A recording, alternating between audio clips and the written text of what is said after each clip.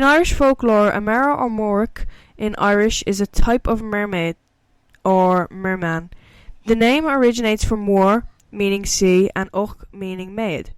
Female Merrows are described as being incredibly beautiful, with long green hair, emerald scales that glimmer like jewels beneath the water, and a voice so mesmerizing it can lure sailors to their doom. They are usually described as gentle, sometimes kind, though not without their dangers. However, the male Merrows are almost always grotesque, said to have pig-like eyes, green hair, webbed hands and feet, and sharp, jagged teeth. According to folklore, female Merrows are not attracted to their male counterpart because they are so hideous. So instead, female Merrows will often seek out human men instead of their own kind. Just men? That's No, I mean like do the male versions seek out like we went? I don't know. I guess so, because like they're just getting known. The male versions known. want the female versions of themselves, and the female versions want Perhaps. yeah. One of the definitive features of the Merrow is their magical red cap, called the Cahulian Droa. Without this cap, they are unable to breathe underwater and are stuck on land. There are many stories about fishermen or coastal villagers taking a Merrow's cap. If you take it and hide it, you can keep a Merrow on shore to convince or compel them to marry you. But it isn't a secure relationship. The Merrow will always yearn for the sea, and once they find their cap, which they always do, the Merrow will disappear, usually leaving behind a husband, children, and an aching sense of loss. Is a story pattern often seen across Celtic folklore. I would argue that's just a bad start to any marriage. That's kidnapping. No, it's not. It's not great. What can you do? I don't know. Yeah, kidnap. This is just, I don't know, like forced. What is it, like? Yeah, forced wedlock. Forced really. wedlock. You just can't. And You have nowhere else to go, so. Impregnate her, so you just baby bombed her. Yeah, it's not great. You can't. You trapped her, bro. You baby trapped her. More like just like cap trapped her. Yeah. Cap. I stole some. I'm picturing like a. It's like stealing someone's shoes. Like a baseball cap, or is that what we're talking about? Like I'd say so. Yeah, I'd say it's a baseball cap. I think it's a like sideways New York to look New real Yorkers. cool. Yankee cap. No brim. Brim no Yankee. Yeah. I don't know. Merrow is like is like the Irish. Basically, yeah, version of Mermaid. Irish mermaid. It's odd how mermaids. Have you seen that documentary, the mockumentary? No. Mermaids, a story untold. Everyone thought it was real, and they marketed it as real and didn't tell anybody like any difference. They did the whole documentary, not podcast, and they showed like CGI clips and stuff like that. Oh, like alleged mermaids and shit, and I fell for it as a kid. I was like, holy shit, they're causing in it. They're like whales are washing up, and it's because of the fucking mermaids. And I was like, God. You were like, God damn it. I didn't know this. But then, only in the very end, in the credits, do they say, this is a work of fiction. Real. This was not based on a true story. And it was on Animal Planet and Natural Geographic. Like, it was funded by Animal Planet and then Natural Geographic and all. Why would they do that? I don't know. I think it was a big craze. Okay. Like, just works of fiction, just to fuck with people. Lie. Yeah, just to fucking lie to these kids who are tuning. Imagine... You're like, do you know what? My kid just watches so much shit. I'm just gonna put on like an educational program. No, watching mermaids. Untold.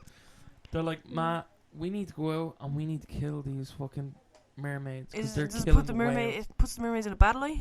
Yeah, because they're like meant to be like killing the whales, whales or something like that. And then like there's a whole fucking. You're gonna hear Sheba barking. There's a whole.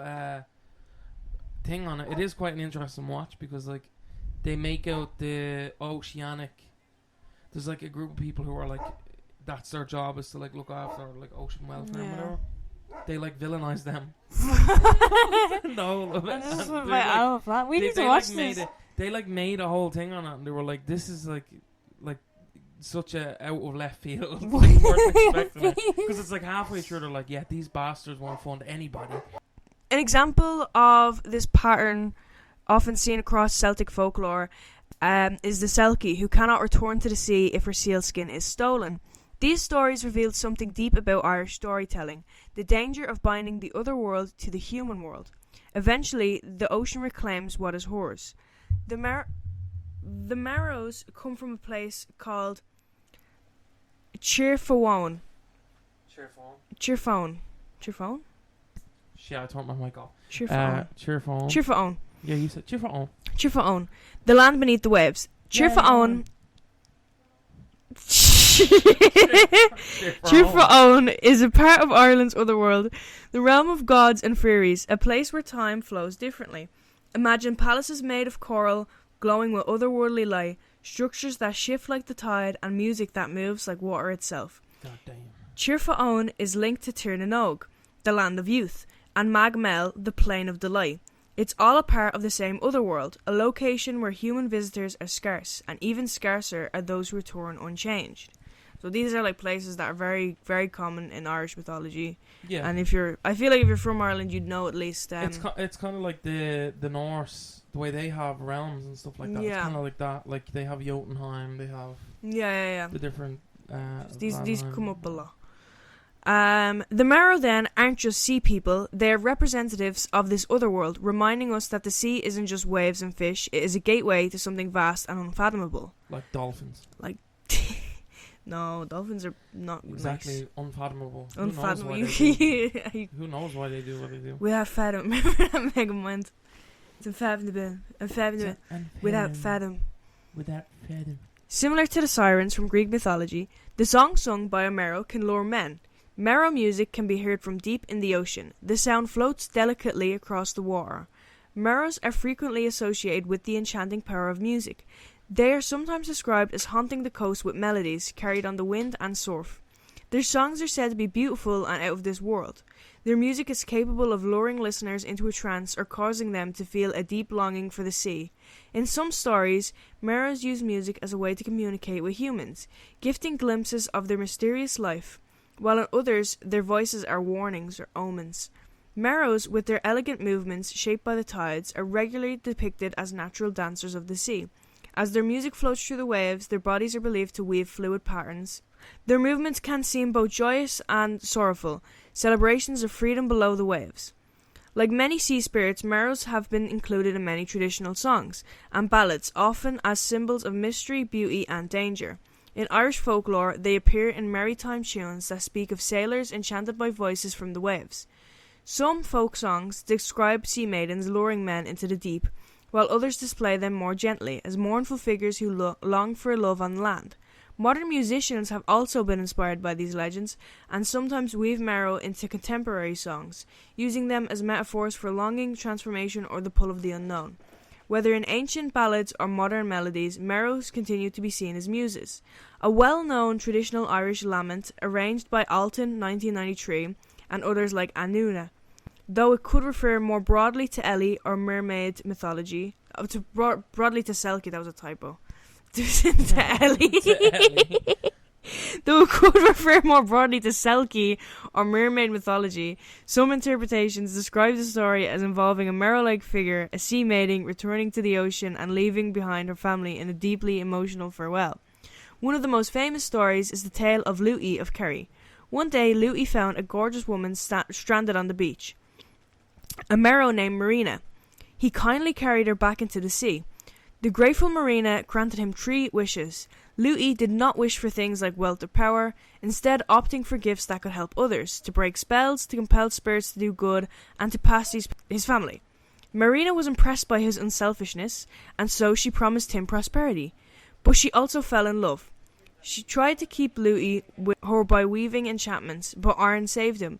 In Irish folklore, iron was thought to repel fairies and spirits. Luty drew his iron knife against Marina, and she recoiled and vanished beneath the waves. But she returned 9 years later, and this time Luty wasn't so lucky. Marina enchanted him. So lucky. He weren't lucky. Marina enchanted him right in front of his son, and the two slipped into the sea. Luty was never heard from again. In front of his son? In front of his son. Damn, that means he had a wife. Are you saying Louis or Luty? Luty. L-U-T-Y. Luty. Like Lou?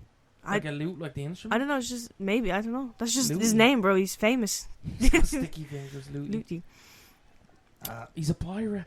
And Looty, well, he's never heard from again. Looty has a booty of treasure. So not all Merrow tales are filled with romance or bittersweet goodbyes. Some are straight up frightening. Yeah, I would assume so. Yeah. Drowning in. That's that story really got me, because like usually in stories it's like, like with the Frigg Orta. Yeah. Yeah. He asked you for food, you say no, you get punished. She just does you. You do, yeah. With Marina, he did the right thing. He was like, oh, I don't want to use my wishes for evil, and she was like, whoa. Oh, fucking virtue signal much. She's like virtues. She's like one of them. She's like far right. She's like one of them, just like, the fuck, man? No, but she was like into it. She was like, whoa, that's like, you're actually like really nice. Oh my god. Kill his ass. You're so nice. Here's some prosperity. And you're like, you know what? And she lucky fell in love with him, and she enchanted him. Oh, okay. I misread that situation. No, yeah. So she. I thought that as he asked for good shit, and she was like, "What?" No. He asked to like help people out.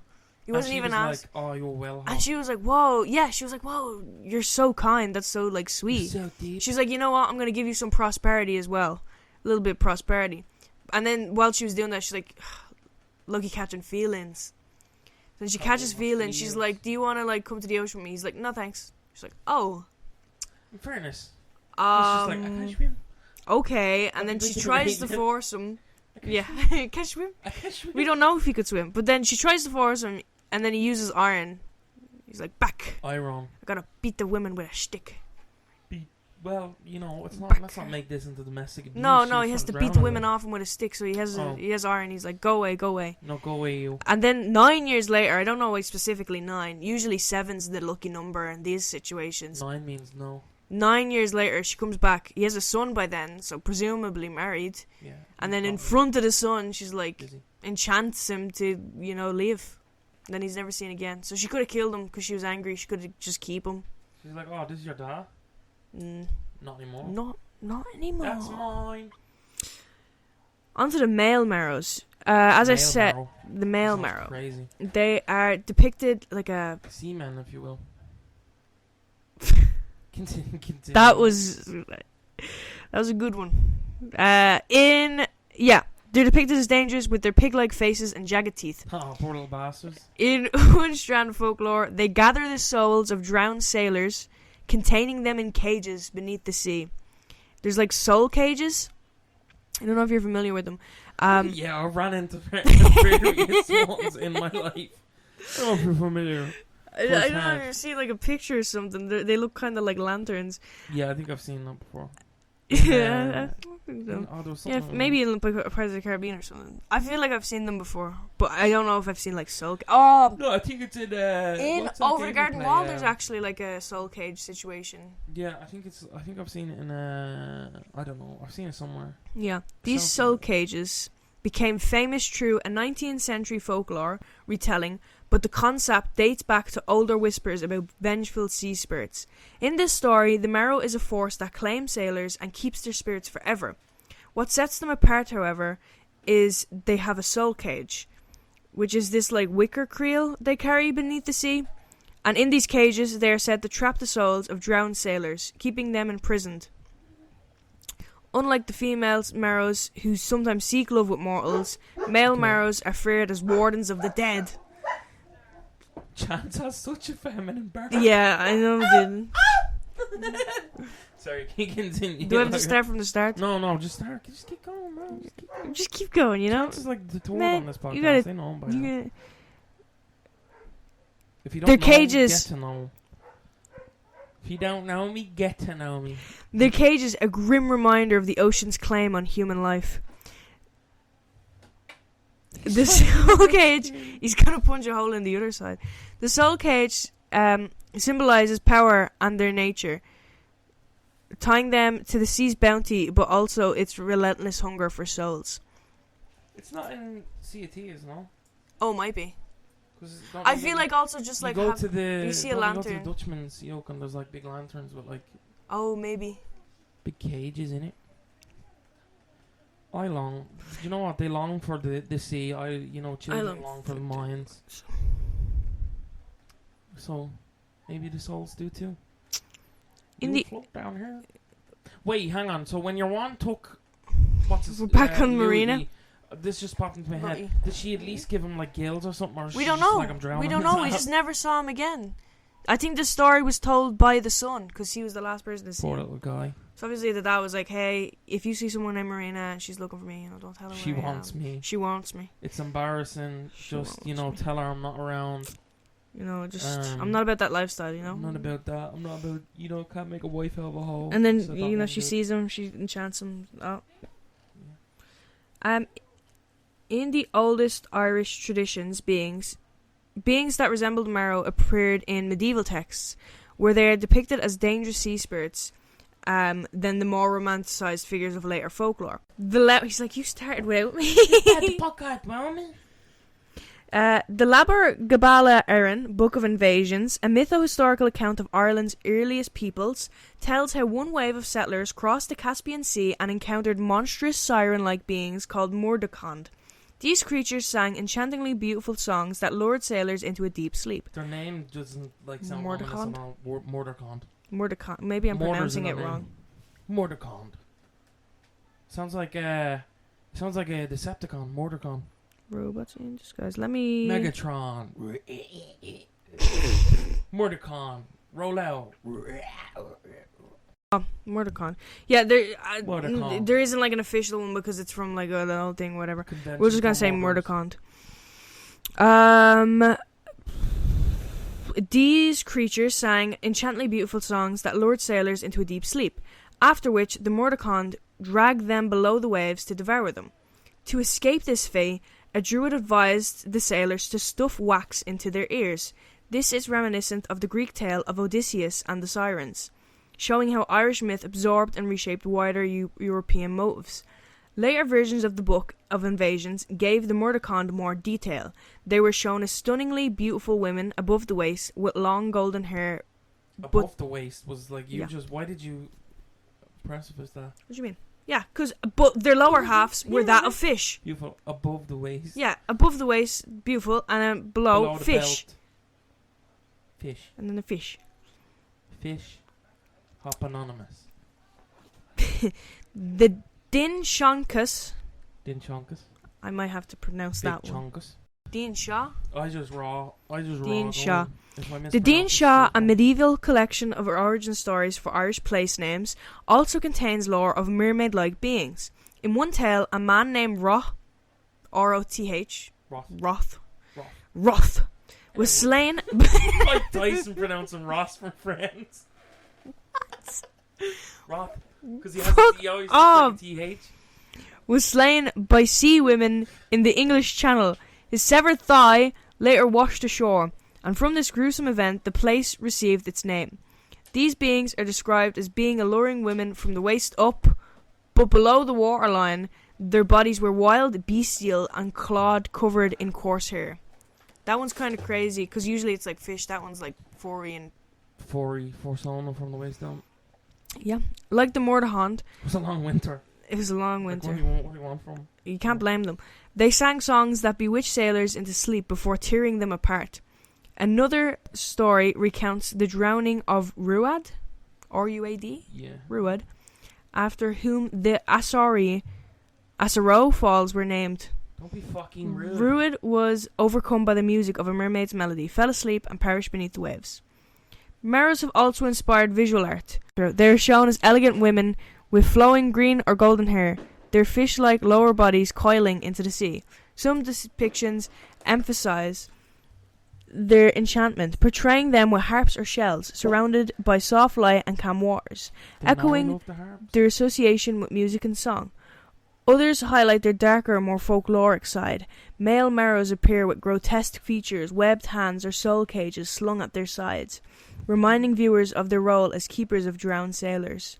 Irish and Celtic revival artists of the 19th and early 20th centuries often painted Merrows in romantic, pre-Raphaelite styles, blending myth with dreamlike beauty. In Irish folklore, Merrows are aquatic entities depicted as beautiful women from the waist up. In comparison, Norse mythology contains analogous sea beings, although with notable distinctions.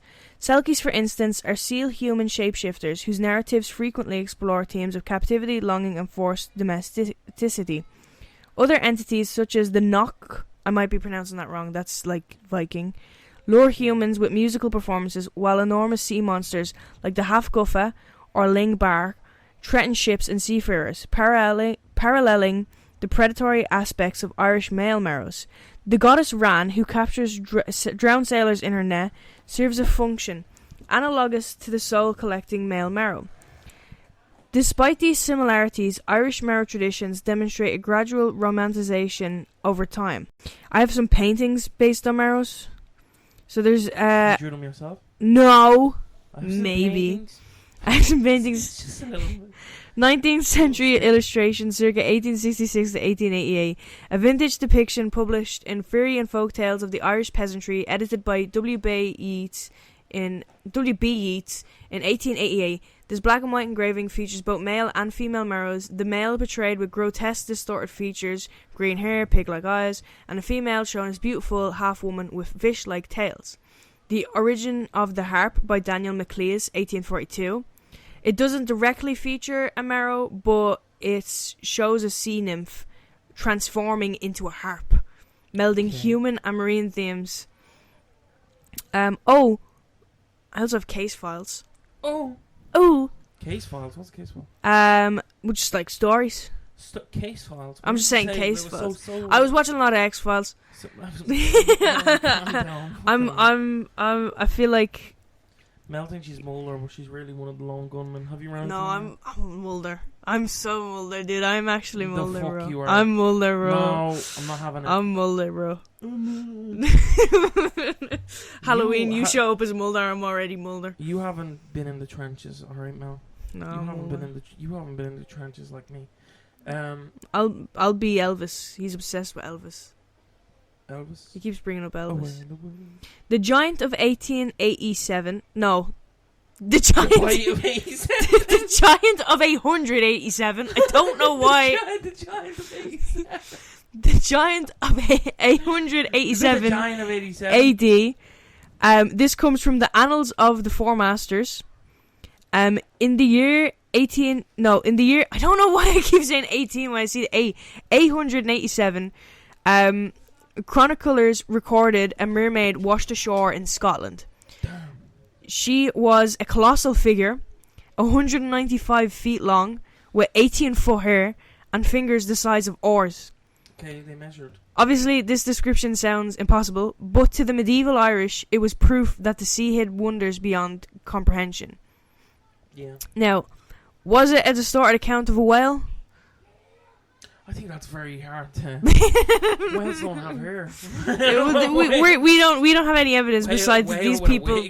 We have no evidence besides these people being like, yeah, in Scotland, this like well, it was really. Now. I don't think they had. Well, what happened to her? Did she just decompose? What happened to her? I don't know. I draw a picture. If it was fish, then cartilage would just. Oh well, maybe. If she could go, why am I storing? Don't they say that's in that documentary, bro? They have cartilage. The mermaids uncovered the body found. That's as true as that podcast or not podcast. I keep saying podcast. Documentary is. They said if mermaids existed, they made a very good point that they do in that little fictionalized account. So maybe that they would have cartilage because how I think diving deep, like sharks and other fish have. You might just be right. He's on to something. All right, next, the capture of Liban. This is from a 6th century legend. Yep. So one of the earliest named Merrows is Liban, a woman transformed into a mermaid after a flood drowned her family. For 3 centuries, she swam beneath Loch Ness until she was finally caught in a fishing net. Baptized as a Christian, she was said to ascend to heaven soon after. Aww. Liban shows us how the church in Ireland would absorb older pagan water spirits and then reshape them into saints. Okay. Yeah. So that's just a legend. So she got raptured. Yeah. What? Like the rapture was supposed to happen the other day. What if? I don't know what that was about. I just keep seeing Instagram everyone was reels. giving their shit away because they were like, oh, the world's ending, everyone's getting sucked up into heaven, and it wasn't a very noticeable rapture. They were like selling everybody, but I saw people then being like, what if the rapture did happen, but none of us is good enough? I was like, that's hard as fuck, because you know, I know Chance is worthy. Chance goes up. He's never done that wrong. It's like Simpsons. Like Lisa starts floating, you grab her leg. No, you don't. No, you don't. Yeah. Oh, gas. All right, next one. Soul cages. This is from a 19th century. It's based on older traditions. Thomas Keatley. In this file, something darker. Yeah, I was really feeling it.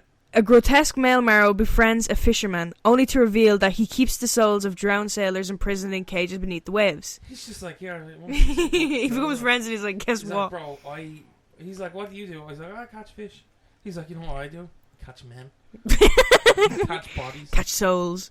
This was made by Thomas Keatley in the 1800s. He was a folklorist, but he was inspired by whispers of older tales, where Merrows weren't companions, they were jailers of the dead. That's the story. That's the entire story. All of her shit is just like, this person keeps the dead. Yeah. But I kind of... Well, he's the one of the ocean. Keeps the dead. Doulahan does it on land. He does it on ocean. But I think there's multiple Merrows who do it, because there's lots of sailors, I guess. There's lots of them out there. Now, this is County Galway folklore. The Renville encounter in 1936. Oh, we're getting close. Two fishermen in Renville reported that a strange bearded creature grabbed at their curragh. That's an Irish fishing boat for my Irish... What? Yeah, bearded creature. I was like, a curragh? Yeah, I know what a curragh is. Yeah, that was mentioned in... The Doro. Yeah, but it was also mentioned in the Leave Insert. You do a poem, and there's the curragh. The curragh is also, I think, a pub. They swore it was no ordinary man or seal, but a Merrow trying to drag them into the sea. They beat it back with oars, and it vanished into the waves. This is one of the last 20th century sightings recorded in Irish folklore. Well, you know, you get your ass beat. You can only get it like so many times before you're like, you know what? I'll just shag a pufferfish. Whoa! Like that's what dolphins do. Okay, this next one. You just okay. I can't. This is just the point where I gotta walk away. All right. Walk away. This is a local oral tradition in County Kerry. Walk away. Because they don't know how to do a tail. They don't have legs. They don't have legs. This is from... Well, actually, with their red cap, they could just walk on their hands. This is oral tradition from County Kerry. This is the 1960s. Damn. The woman of Kilconnelly Point. At Kilconnelly Point in County Merrow, several locals claimed they saw a Merrow woman rising from the surf in the 1960s. Long hair, glistening skin, and the sound of music drifting across the water. When they tried to approach, she slipped beneath the waves and was gone. A folklorist visiting the area later wrote that the witnesses weren't drinking, nor were they known for telling tall tales. To this day, the story lingers in the community. You gotta let it linger. Yeah. That's my song. You got to let it linger. By the Cranberries. Dylan's song and only Dylan's song. Only my song. This is clear folklore. We're going all the counties. The blood of Kilwon Abbey. Kilwon Abbey. Kilwon Abbey. That's a place. Is No, that? Am I saying it right? Yeah, well, it sounds right. Kilwon Abbey. One tale tells of a Merrow who stole wine from the monks of Kilwon Abbey. Little bastard. Chased through the crypts, she became trapped underground. Gravely wounded, she dragged herself back to the lake and died. But every 40 years, locals claim the waters of that lake turn red, said to be her blood surfacing again. The drink just does it to us, bro. Maybe it's just the wine. Yeah, Maybe it's the wine in the bottle that comes back every 40 years. She just keeps doing this every 4 years. She just keeps getting out, like fucking... Whether a trick of the algae or something stranger, algae. Algae or algae is right. The story binds the place to the Merrow forever. From a scientific perspective, this is just like whether or not it's real. Oh, so this shit actually like it does turn red? No. Well, if they're saying scientifically. No. This is a different thing. I didn't put a space. It's a new paragraph. It could also just be clay. It's a new paragraph. Yeah, I don't know how I feel about that story. The wine, mistletoe wine. Because every 40 years, when did this happen? We could check it out. We just missed it. It was today. Right, when we're It was 60, we'll go check it out. It was today. It was yesterday. No one went. Yeah, surely, like, it'd be an event. Like, let's check if the water turns red. Kind of like Groundhog Day. I don't want to drink Groundhog Day. it. I want to drink it. You're gonna drink the water? Check if it's blood or wine. Okay. We could. Oh my god, we could do the blade thing. Yeah, but if you drink it and you become a Merrow, you're gonna be a male Merrow. I'm already fuck ugly, bro. I can't. Don't say that. you can't. You can't. Mel, why are you offended? I'm not. Dylan, everyone says we look identical. You didn't. Dylan. From a scientific perspective, there's no evidence that Merrows exist. No. Animal Planet has already established this, Mel. They exist. Oh shit, dude. No bones, no bodies, and no biological proof. Could the bones not have just again? Well, I don't know, man. Some folklorists have pointed out that sailors could have mistaken seals, manatees, or even strange shapes in the waves. Have you seen belugas? For human-like figures. Have you seen belugas? When they swim, it looks like yeah, no, they it have do. legs. Yeah, it does. It looks like they have legs, and there's something about their anatomy that resembles, because I know what it's gonna.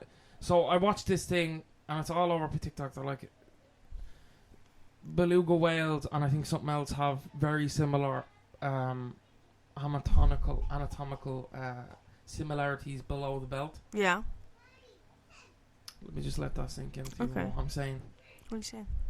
Below the belt now. Yeah. Legs. Oh, okay. Yeah, their junk is similar, so they thought the sailors were. Oh. Yeah. I didn't know that. Violating beluga whales. Yeah, the corpses of beluga whales. Which is quite... yeah, no, genuinely, this is like a genuine... They thought... There's no fucking evidence. Like, no. So somebody was like, that looks... This is a theory. This is a weird theory. This is... No, it's not my theory. I'll pull it up. It was somebody on TikTok, which is, the usual suspect. And so we can't believe it at all. No, we can't believe it at all. But the only part of it, I was like, you could have just said, "Oh, they have similar legs. Like that looks like it has legs." Yeah. Why would you say like, "Oh, what if they did this"? What if they shagged? I don't think they did. I think it's because I think there was something about it. Like there's more about it. You'll see it if you look it up on. Just I'm not going to. Look up whale. No. No. No, I don't know. I saw it on, because there's a lot of fucked up shit, bro. There's a lot of things about, I think a lot of it stems from, I think, not opening the schools from COVID. Done a lot of damage to the youth. The ocean plays tricks on the eyes, especially when you've been at the sea for weeks. Yeah, sea insanity, isn't it? Yeah. Folklore, yeah. Sorry, no, you can continue. Folklore offers another kind of evidence. Ireland's Annals of the Four Masters, compiled in the 17th century, mentions gigantic. Shit, why am I gigantic. You fucking confused me. That was scary. Gigantic sea women washing up on shore centuries earlier. Legends speak of fishermen discovering strange red caps on beaches. There are families in County Kerry and Clare that still claim to be descended from Merrow brides, and as recently as the 1930s and 60s, there have been reported sightings of Merrows amongst the Irish coast. Maybe these are not literal truths, but folklore isn't always about the facts, it's about the meaning. The Merrow represents our complicated relationship with the sea, its beauty and its deadly pull. Merrows probably aren't real, not in the way we'd like to imagine at least, but in the sense of tradition and in cultural memory of Ireland, they are real. They are as live as the waves themselves. They represent the power of the sea. They are beautiful but dangerous, generous yet jealous. They remind us that the ocean can give life and take it away. Damn, bro. Yeah, crazy. So what I was going to say earlier is, we were saying about insanity. Have you seen that thing where, I think I seen a sailor, he was lost at sea. I think that's what the lighthouse is about. Where the light gets...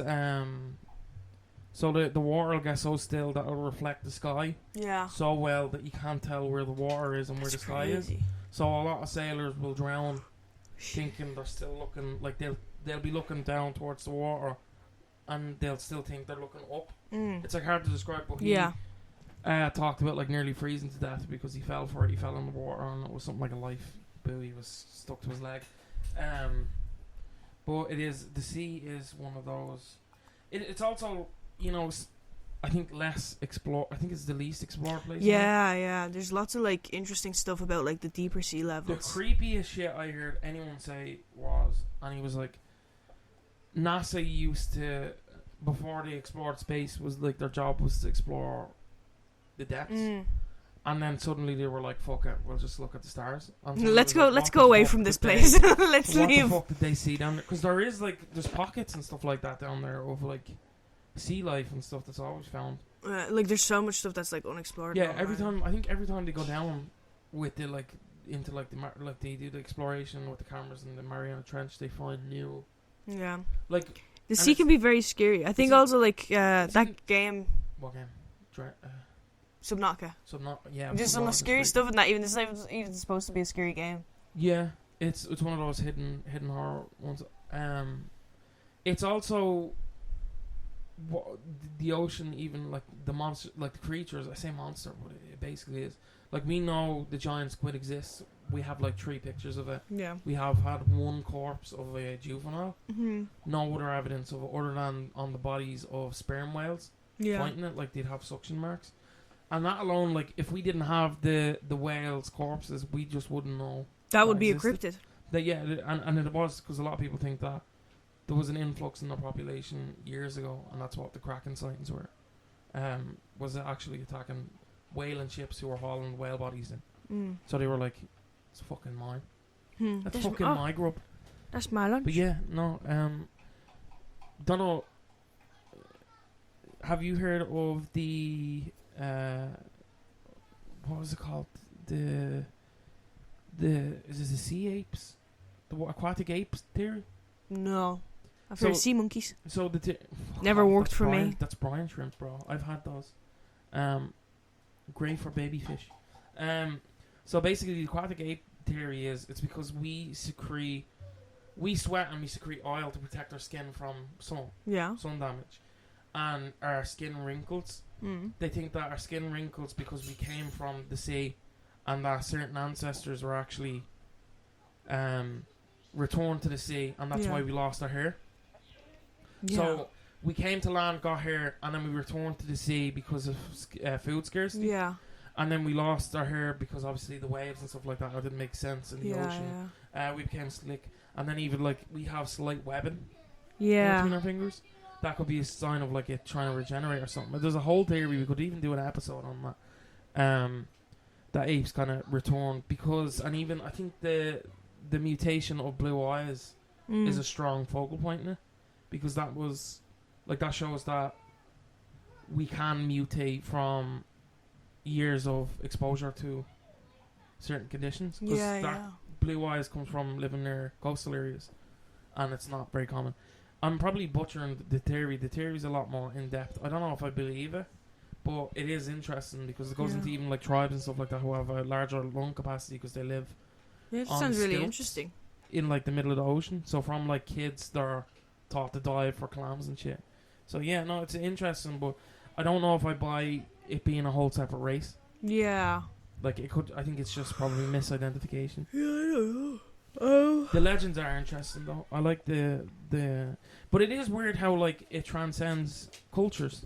Like Ireland has it. Yeah, lots of Norse different places have it. The original. What's the like? Even like Germany? the tale of the monk telling them to put wax in their ears. That's very reminiscent of the Odysseus one, where I think it's a god or a goddess tells them to put. Yeah, because of the sirens and stuff like that. Because of this song. The siren song. I think it's wax as well. Yeah, I think it is wax. Which it is odd, the little comparisons, because, you know, when you look on the world map of how long it would have taken for that to cross borders at that stage is crazy. But, you know, humans, we love talking shit, don't we, Chance? Yeah. He's like, whatever. He's like nodding off. Look at him. Aww. He's like, oh, I'm tired. I have a little finishing paragraph. Yeah. The Merrow isn't swimming in the Atlantic today, but in folklore they stay as real and vivid as ever. Whether you view them as enchanted mermaids, tragic lovers, or embodiments of the sea's danger, their stories carry on rippling through time. Next time you take a walk along the coast and hear the waves crashing against the rocks, take a second to listen closely. Maybe it is just the sea, or maybe, just maybe, it's the voice of a Merrow calling you home. Don't do that now. Don't do that. He's gonna scream. Yeah. Mel Paddington would survive. I think Paddington would just be friends. No, Paddington's too good, bro. You'd be friends with the Merrow. He'd be like, hello. No, she'd be like, no, Enchanted, you're too good, you're Enchanted. He'd be Looty. He'd be Looty, but I think she would be like, you know what? He's too hairy. Maybe. He won't maybe sing. he is part, because there's one with like the legs that are all hairy, so maybe he's part. He's part, yeah. Part Merrow or Merrow. Merrow. I like Merrows. They're fun. They're fun. You know, fun. So yeah, remember to follow us on all social media platforms. Tell a friend. Tell a friend to tell a friend. Tell a friend, tell a friend, tell a friend. Yeah, we got a new episode every Thursday. Wherever you get your podcast. This point when this goes up, yeah, wherever you get your podcast, and all the usual places. By the time this goes up, I think in the next 2 weeks. I don't Halloween? know. Whenever this comes up, we're going to be doing a Halloween special. Yeah, with a very special guest. We won't say who. No, he's. Is it me? Am I the special guest? Paddington. It's Paddington. It's like when the Queen had marmalade sandwiches with the Queen. So yeah, we'll catch you in the next one. Goodbye.